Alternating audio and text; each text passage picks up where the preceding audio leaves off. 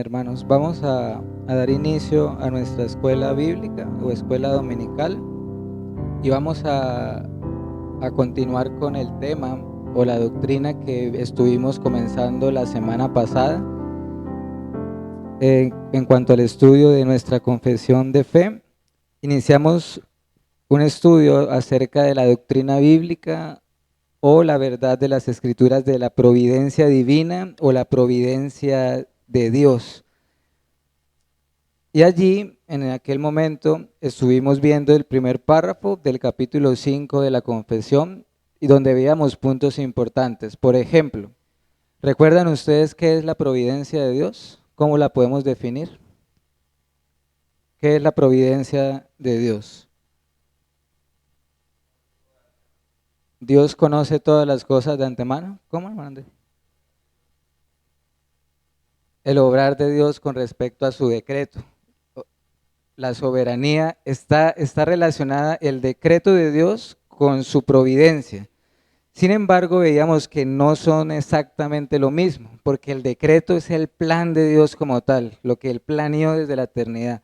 Pero la providencia es los medios que el Señor usa para ejecutar ese decreto, para llevarlo a cabo. Dentro de esa providencia podemos ver también que Dios sustenta todo lo que haya creado, todas las cosas, las dispone, las dirige, las gobierna según su voluntad. Consideramos el alcance de la providencia de Dios es todas las cosas, no tiene límites la providencia de Dios, lo abarca absolutamente todo, no tiene límite alguno. Pues están sobre todas las criaturas, pero también sobre todas sus obras, sobre todas sus obras y todos los sucesos que acontecen en este mundo, todos los acontecimientos, incluso los de nuestras vidas personales. ¿Por qué menciono esto? Para que recordemos, hermanos, que la providencia de Dios no es una doctrina teórica meramente, ni tampoco está distante de ti y de mí. Al contrario, la providencia de Dios está muy cercana a nuestras vidas personales, de cada uno de nosotros. Y el fin de esa providencia de Dios no es otra cosa que la gloria de Dios. De que a través de esta doctrina bíblica sobresalen atributos suyos como su sabiduría, su poder, su justicia, su misericordia. De manera que en esta mañana, espacio, la idea será poder detenernos a escudriñar el párrafo 2 de la providencia de Dios. Hermanos, este tema, esta doctrina es profunda y es emocionante. Y podemos cada día profundizar y profundizar cada vez más en ella y aprender más y más. Y realmente mi oración es que podamos ser afectados por la palabra de Dios. Y ustedes saben, hermanos, y yo también lo sé, que el hecho de que la palabra afecte nuestra vida no es algo que depende del pastor ni del predicador. Por eso es que hemos de aprender a depender del Espíritu Santo. Es solo si el Señor le place obrar que su palabra tiene fruto en nuestra vida.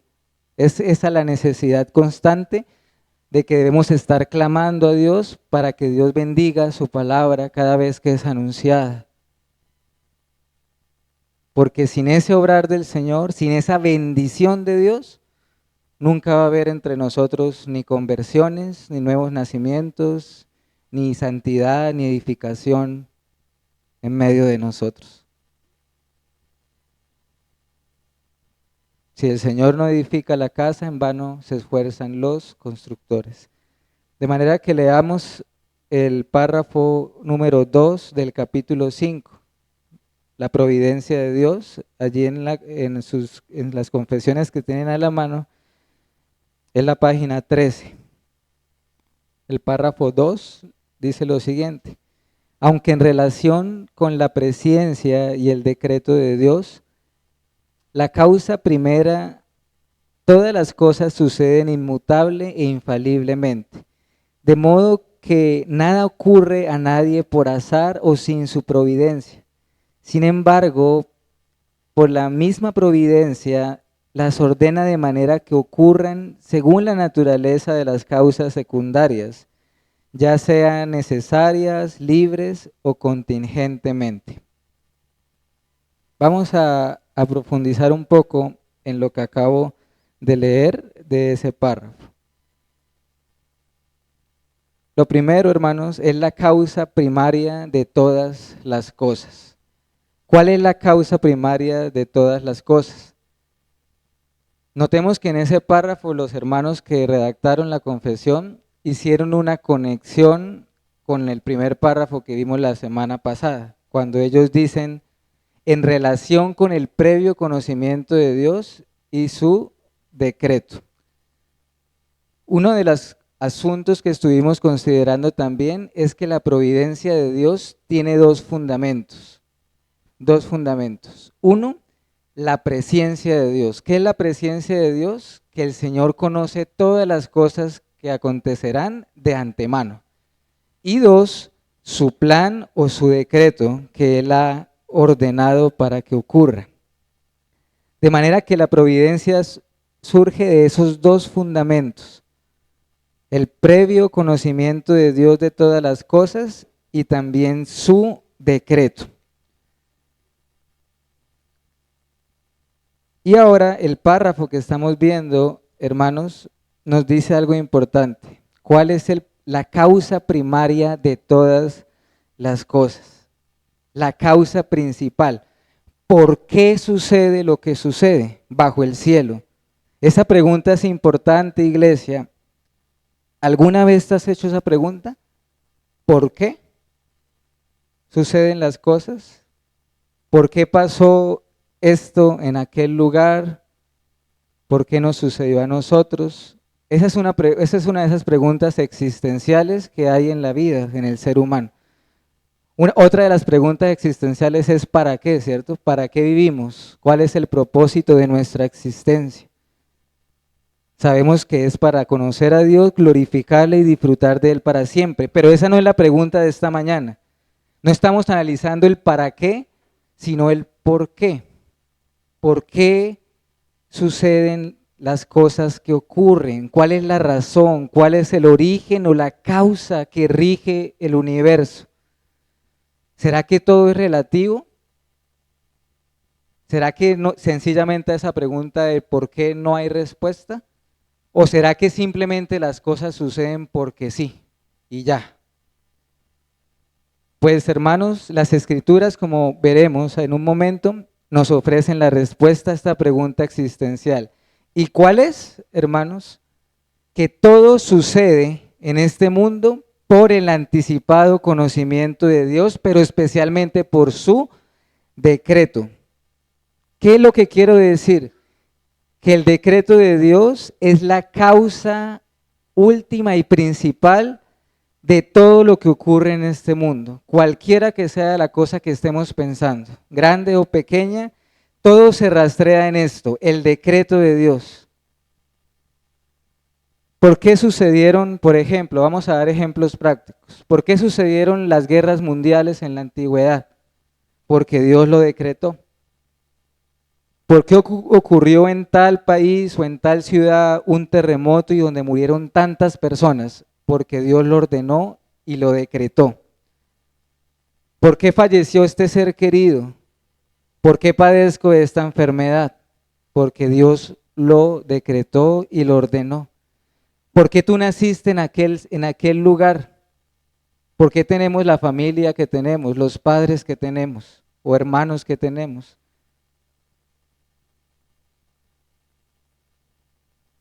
¿Por qué Dios te salvó? Porque así lo decretó. ¿Por qué en su providencia te unió a una iglesia en particular de todas las iglesias que hay o que existen? Porque así es el Señor, hermanos. Esa es la causa principal de todas las cosas. Todo acontece y sucede porque Dios así lo ha determinado y lo ha decretado. Ahora, algo también importante, hermanos, es cómo es esa causa primaria. Ya la identificamos. La causa primaria de todo es el decreto de Dios. y su providencia. Él es el que hace que sucedan todas las cosas. Pero ¿cómo es ese previo conocimiento de Dios y ese decreto? ¿Cuál es el carácter del decreto de Dios? Es inmutable e infalible, inmutable e infalible.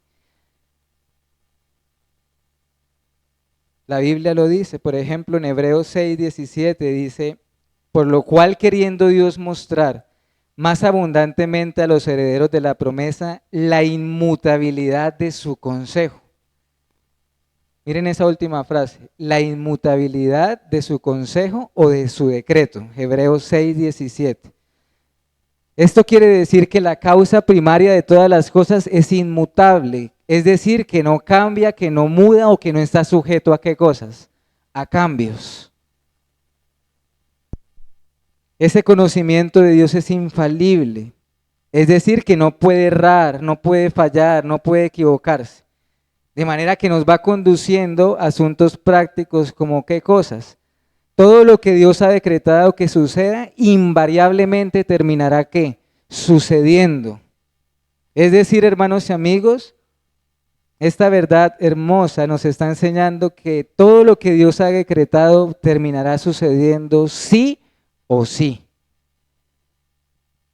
Es imposible que Dios sea frustrado en sus planes o en su voluntad. Porque todo lo que Él ha decretado tiene esas dos características, inmutable e infalible. Y esto es glorioso. ¿Por qué? Porque nos muestra a Dios como realmente es Él, su grandeza, y nos muestra a nosotros como realmente somos. Nuestra debilidad, nuestra pequeñez, nuestra fragilidad como seres humanos. Somos incapaces de detener el brazo del Omnipotente. Y piensen esto, qué terrible sería si esto no fuese así, ¿no le parece? ¿Se imaginan ustedes que la causa primaria de todas las cosas fuese algo débil y que dependiera de la voluntad de las criaturas? En tal caso, ¿qué pasaría?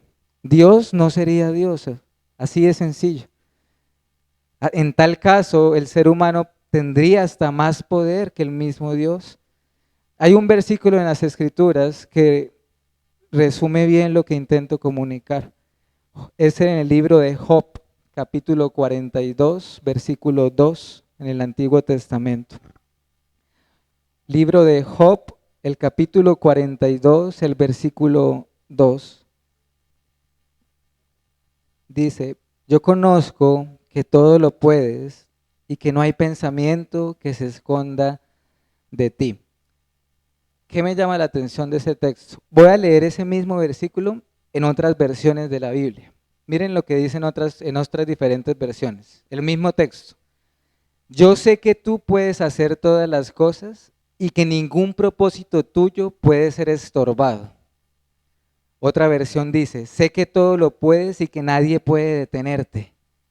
Otra versión dice, yo sé bien que tú lo puedes todo y que no es posible frustrar ninguno de tus planes. Así es, iglesia, estamos ante un decreto infalible e inmutable, ante una causa primaria que es poderosa e imposible de ser derrotada por nada ni por nadie. De manera que hemos de dar gloria al Señor por eso. Nunca olvide que la causa primaria de todas las cosas es lo que Dios ha ordenado y decretado. Esto nos va llevando a otras cuestiones que también debemos tener en cuenta, hermanos, en cuanto al por qué suceden las cosas. Ya hemos visto la causa primaria, pero ¿saben qué es lo que es triste? Que no todos creen en esto. Y a veces, lamentablemente, entre aquellos que profesan la fe, tampoco lo creen en la práctica. Lo que quiero decir es que para este mundo sencillamente no existe tal cosa como la providencia de Dios. Para este mundo existe todo menos la providencia divina. Para este mundo no hay tal cosa como una causa primaria, sino que todas las cosas suceden sin una razón, sin un propósito, sin una causa, sin un origen, sin un porqué, simplemente suceden porque sí, por casualidad, por azar. Sin embargo, la Escritura enseña otra cosa y la realidad es otra. Y esto es que nada ocurre por casualidad, nada, ni por azar. Nada sucede fuera de la providencia de Dios, nada. Porque lo encierra todo y lo abarca todo. Tampoco es que a alguien le ocurre algo por la providencia de Dios y a esta otra persona le ocurre algo por casualidad. No, todo es por la providencia de Dios. Incluso me estoy refiriendo también entre creyentes y aún entre impíos. De manera que si creemos en esta verdad bíblica y conectamos todas las cosas con esa causa primaria, vamos a ver la voluntad soberana de Dios en todas las cosas y su providencia. Y eso va a ser parte incluso hasta de nuestro vocabulario. Qué lamentable y qué triste es vivir sin un propósito en esta vida, ¿cierto? Pero ¿saben también qué es triste?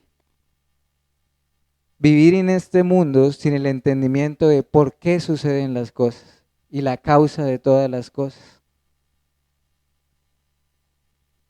¿Qué más debemos considerar en esta mañana en cuanto a la providencia de Dios?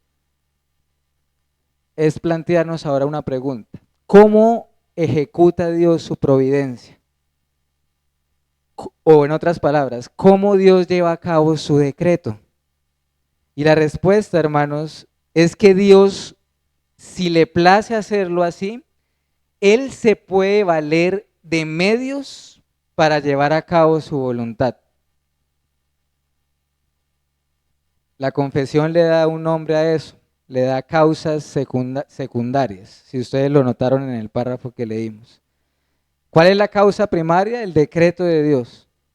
Pero ahora nos están hablando de algo como que se llama causas secundarias, o se le llama así. Y es aquí, hermanos, donde la providencia de Dios se torna incluso más profunda o más inescrutable para nuestra mente finita. Dios podría, si Él le pareciera, no usar ningún medio. Él podría hacer las cosas como Él le parezca o como Él desea hacerlo. Pero en muchas ocasiones, ordinariamente, Dios cumple su decreto a través de medios que Él mismo ha establecido. Por eso es que a esta doctrina a veces se le llama también las obras, en plural, de la providencia. Porque pueden ser muchos y diversos esos medios que Dios usa. Esas causas secundarias que Dios usa para hacer valer esa causa primaria, ese decreto. Pensemos en la conversión de los hijos de Dios. Claro, ¿cuáles son los medios que Dios ha establecido para la conversión y el nuevo nacimiento de una persona? La predicación del evangelio, ¿qué más? La obra del Espíritu Santo, la fe, el arrepentimiento, las escrituras. Pero también más allá o junto a esos medios fijos establecidos, existen también providencias que están alrededor. Por ejemplo, piensa en quiénes fueron los instrumentos que Dios usó para llevarte al evangelio. ¿Algún texto bíblico en particular? Hay hombres y mujeres en la historia que llegaron a la fe por leer un solo versículo de las Escrituras. Algunos por algún creyente, un misionero, un pastor, un predicador. Dios pudo usar algún buen libro de sana doctrina para llevarnos a las Escrituras. Pudo usar una enfermedad para despertarnos y traernos al evangelio. Piensa en el tiempo preciso, si eres creyente, ¿por qué Dios obró en ti en tal año? ¿Por qué no antes? ¿Por qué no después? Y así podríamos dar tantas cosas, hermanos. Por eso es las obras de su providencia.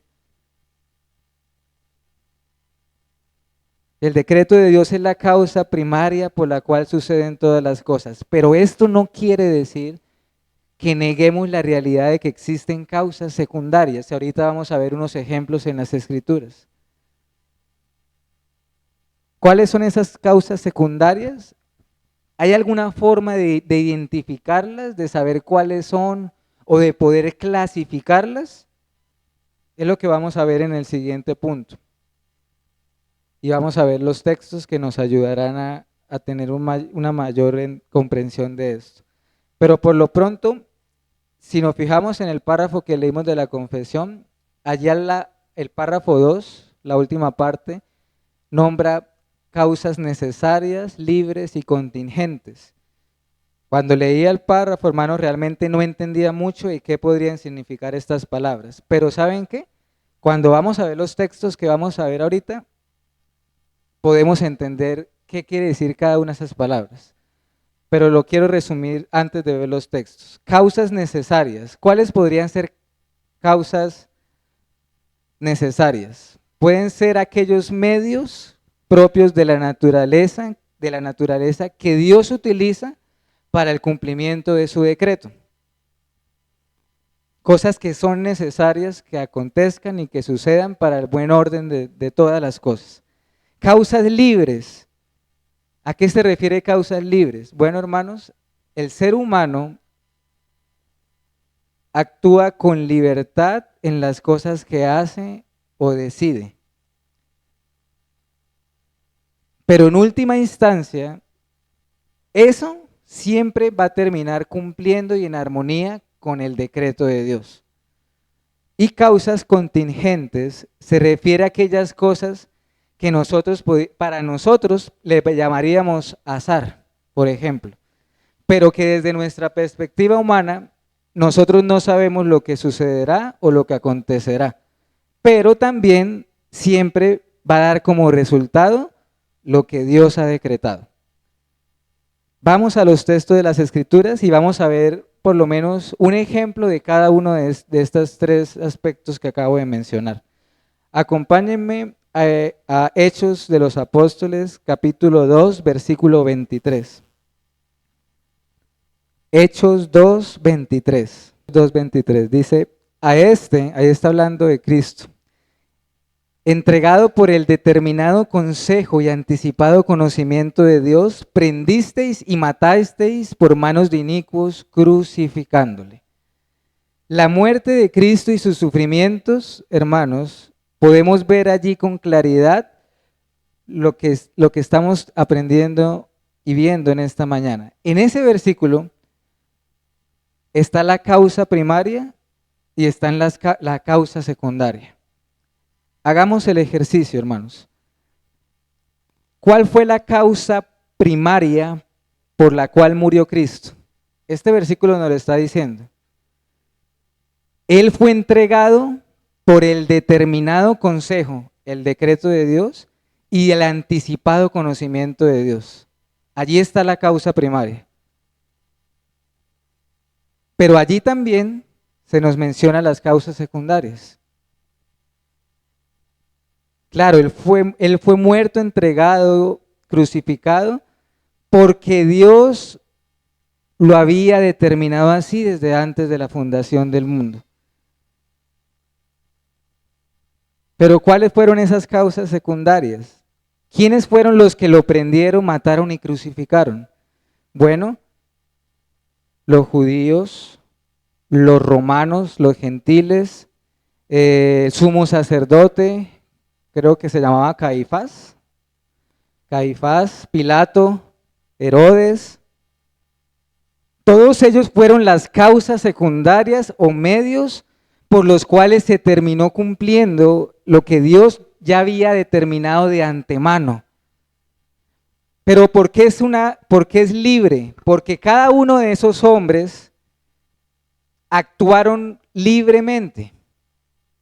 Ellos no fueron coartados por Dios, forzados por Dios a hacer lo que hicieron. ¿Cierto? Pilato se lavó las manos de su propia con libertad. Dios no ejerció ninguna influencia en ellos que los moviera a hacer eso. Ellos lo hicieron libremente, pero y sin saberlo, ¿qué estaban haciendo? Lo que Dios ya había determinado que sucediera. Hay otro pasaje, hermanos, ahí mismo en Hechos que es muy parecido, capítulo 4, versículo 27 y 28. Hechos 4, verso 27 y 28. Porque verdaderamente se unieron en esta ciudad contra tu santo Hijo Jesús, a quien ungiste, Herodes y Poncio Pilato, con los gentiles y el pueblo de Israel. Y miren lo que dice en el 28, hermanos, hermoso. Para hacer cuanto tu mano y tu consejo habían antes determinado que sucediera. Allí vemos quienes conspiraron contra el ungido de Dios, contra el Cristo.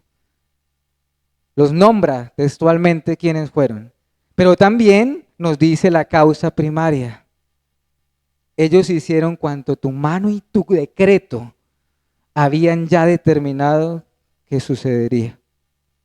La muerte de Cristo no fue un accidente, sino que era necesario, ya estaba decretado.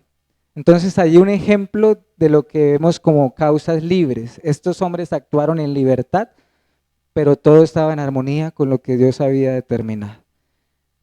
Ahora veamos otro ejemplo. Vayamos al libro de Proverbios, capítulo 16, versículo 33.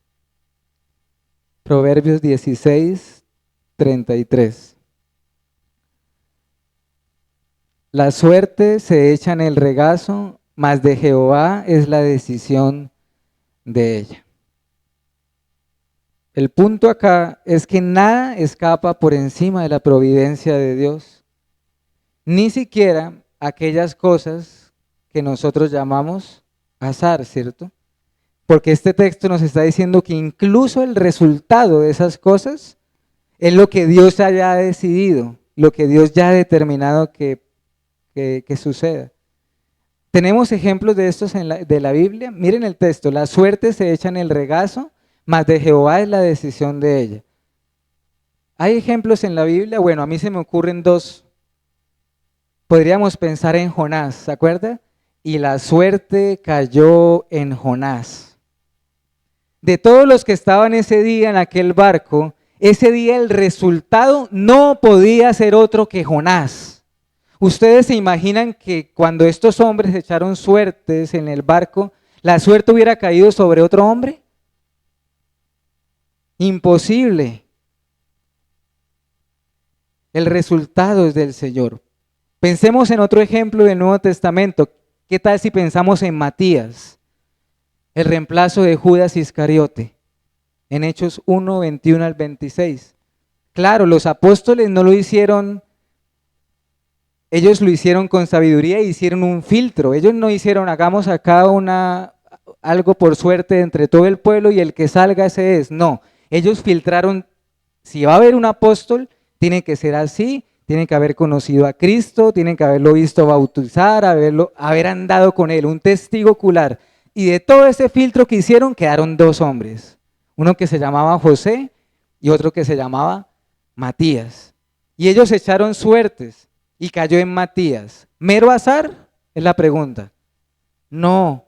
¿Saben por qué? Porque ellos antes de hacer esto habían orado lo siguiente: Señor, tú que conoces los corazones, muéstranos a quién has escogido para esto. Y la suerte cayó en aquel que Dios había escogido para esa labor. ¿Era probable que Dios escogiera a José, pero que la suerte cayera en Matías? No, mis hermanos. No, porque la suerte se echa en el regazo, pero del Señor es la decisión. De manera que ni siquiera esas causas contingentes, por eso le llama así, porque los apóstoles sabían sobre quién iba a caer, ellos no sabían si iba a caer sobre José o sobre Matías, pero ya el Señor lo había determinado. Y ahora veamos un ejemplo de esas causas necesarias de la naturaleza. En Génesis 8:22. Génesis capítulo 8, versículo 22. Mientras la tierra permanezca, no cesarán la sementera y la siega, el frío y el calor, el verano y el invierno, y el día y la noche. Génesis 8, 22. ¿Qué vemos en ese pasaje, hermanos y amigos? Dios cumple lo que ha ordenado y lo usa mediante causas secundarias. En este caso, causas necesarias. ¿Por qué necesarias? Porque es necesario para la vida de este mundo cosas como la siembra y la cosecha. Son necesarias para nuestro ¿qué? Para nuestro mantenimiento, para nuestro sustento. Es necesario para la vida que la tierra tenga estaciones, el frío, el calor, el día, la noche, verano, invierno. Todo esto es necesario para el orden y la subsistencia de todas las cosas que Dios ha creado. Pero todo esto, ¿por qué ocurre? Para cumplir el propósito de Dios. ¿Y cuál era el propósito de Dios en ese contexto? Dios había dicho, no volveré a destruir la tierra por causa del hombre. No volveré a maldecir la tierra por causa del hombre, ni volveré a destruir a todo ser viviente. De manera que Dios usa medios también necesarios para el cumplimiento de su voluntad.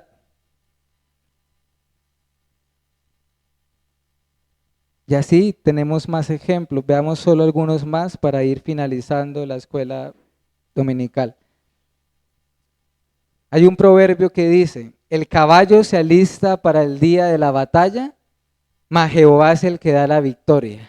Proverbios 21:31. Proverbios 21:31. Aquí hay otro ejemplo de la providencia de Dios y causas secundarias. El caballo se alista para el día de la batalla, pero Jehová es el que da la victoria. El Señor es el único que da la victoria, por ejemplo, para traer ese ejemplo acá, en el contexto de una guerra, ¿cierto? De un conflicto militar, es el Señor el que da la victoria. Y eso depende de su voluntad. Tenemos casos registrados en la Biblia donde le dio la victoria al pueblo de Israel, a veces sin necesidad del uso de la espada ni del caballo, ni de nada. Pero hay otras ocasiones en que sí, Dios daba la victoria por medio de un ejército. Por eso es que, mis hermanos, los caminos de la providencia son muchos y a veces misteriosos, no los entendemos. Hay dos ejemplos voy a mencionar donde se ve claramente la providencia de Dios en estas cosas. ¿Ustedes se acuerdan cómo murió el rey Acab? Acompáñenme a Primera de Reyes 22. Primera de Reyes 22, versículo 34 y 35. Primera de Reyes, capítulo 22, el versículo 34 y 35. Allí se nos va a describir cómo muere Acab, el rey de Israel. Un hombre disparó su arco a la aventura e hirió al rey de Israel por entre las junturas de la armadura. Por lo que dijo él a su cochero, da la vuelta y sácame del campo, pues estoy herido. Pero la batalla había arreciado aquel día y el rey estuvo en su carro delante de los sirios y en la tarde murió y la sangre de la herida corría por el fondo del carro. Acab y Jezabel, ¿cierto? De los reyes más perversos de la historia de Israel. Pero es interesante cómo la muerte de este rey nos enseña nuestro tema en esta mañana de la providencia de Dios. Dios ya había determinado de antemano cuándo y cómo iba a morir Acab. De hecho, dijo que los perros lamerían su sangre. Pero ¿cómo murió Acab, hermanos? Por una flecha que fue lanzada a la aventura. ¿Qué quiere decir a la aventura? A donde saliera, al aire. Pero terminó alcanzándolo a él como si Dios mismo estuviera dirigiendo esa flecha. Y justo cayó ¿en dónde? En medio de los orificios de su armadura. Justo en una parte de su cuerpo donde no tenía armadura. Y lo hirió de muerte. ¿Saben, hermanos? Creo que una de las cosas que más pone de manifiesto la providencia de Dios es el día y la forma en que nosotros vamos a morir. Sabemos que nada nos va a acontecer si ese no es el día señalado por Dios. Y por otra parte, nunca podremos evitar el día que ya está fijado por el Señor para nuestra muerte y para que nos presentemos ante Él en su juicio. Un último ejemplo, hermanos, permítanme dar un último ejemplo hermoso. ¿Qué tal si pensamos en Ruth la Moabita? Ruth 2 del 1 al 3 dice lo siguiente. Tenía Noemí un pariente de su marido, hombre rico de la familia de Elimelech, el cual se llamaba Booz. Ruth 2 del 1 al 3. Y Ruth la Moabita dijo a Noemí, te ruego que me dejes ir al campo y recogeré espigas en pos de aquel a cuyos ojos halle gracia. Y ella le respondió, ve, hija mía. Fue pues, y llegando espigó en el campo en pos de los segadores, y aconteció que aquella parte del campo era de Booz, el cual era de la familia de Elimelech. Aquí hay un maravilloso ejemplo bíblico de los caminos de la providencia de Dios. Hermano y amigo, ¿no fue acaso la providencia de Dios quien guió los pasos de Ruth aquel día para que entre todos los campos que habían, ella llegara providencialmente a los campos de Booz, al único pariente que podía redimirla? De ahí la reacción de Noemí cuando ella llegó y le contó, ¿se acuerdan? Ella dijo, sea bendito Jehová. Y podríamos ir más, hermanos, y profundizar. Providencialmente el Señor condujo los pies de Ruth hacia los campos de Booz. ¿Saben por qué, hermanos? ¿Por qué era necesario? Porque Dios ya lo había determinado así. Porque de Ruth y de Booz iba a venir Obed e Isaí y David y el Cristo. Qué maravillosa y gran sabiduría hay en los caminos y en las obras de la providencia divina, hermanos. En todas sus obras de su providencia hay misericordia y sabiduría. Concluyo con estas reflexiones finales. La providencia de Dios, y seguramente en todos nuestros estudios de esta doctrina, nos va a ir llevando a esto, hermanos. ¿Qué debe causarnos en nosotros? Consuelo. Debe dar consuelo creer que no existe nada que nos ocurra en tu vida y en la mía que no provenga de la casualidad o sin propósito, sino que todo ha sido decretado y ordenado por Dios, y que Dios incluso ha establecido esas causas secundarias que van en armonía con todo para que suceda tal como Él lo ha mandado. ¿No te da eso consuelo y paz? ¿Acaso somos más sabios que Dios? ¿Acaso podemos detener su brazo y decir qué estás haciendo? De manera que regocijémonos en esta verdad gloriosa, adoremos al Dios soberano que hace todo según su voluntad. Aprendamos que Dios nos ayude a descansar en la realidad de que todo en este mundo está controlado y gobernado por Dios, que todo rige según un propósito, que hay una sola causa de la cual viene todo y es su voluntad y su gloria. Es esta doctrina de la providencia de Dios lo que hace que lo que nosotros no entendamos encaje a la perfección. Es lo que hace que todo engrane, que todo marche, que todo esté en armonía. Si no conoces a Dios en esta mañana, yo te ruego que lo hagas y te exhorto a que le conozcas. ¿Por qué no querer conocer al único Dios vivo y verdadero, soberano, gobernador, quien dirige y dispone todas las cosas? Y solo lo podemos hacer o solo lo puedes hacer conociendo a Jesucristo. Solo por medio del Hijo de Dios y de Cristo Jesús, este Dios que todo lo controla y todo lo gobierna, será tu Dios y tú serás parte de tu pueblo. Y finalmente quiero leer un último versículo, hermanos, a lo cual estas verdades me llevaron a este texto o a recordarlo. Está en el libro de Isaías 55, versículo 8 y 9. Isaías 55, verso 8 al 9. ¿Qué nos enseña la providencia de Dios? Este texto, hermanos. Porque mis pensamientos no son vuestros pensamientos, ni vuestros caminos mis caminos, dijo Jehová. Como son más altos los cielos que la tierra, así son mis caminos más altos que vuestros caminos, y mis pensamientos más que vuestros pensamientos. Oremos.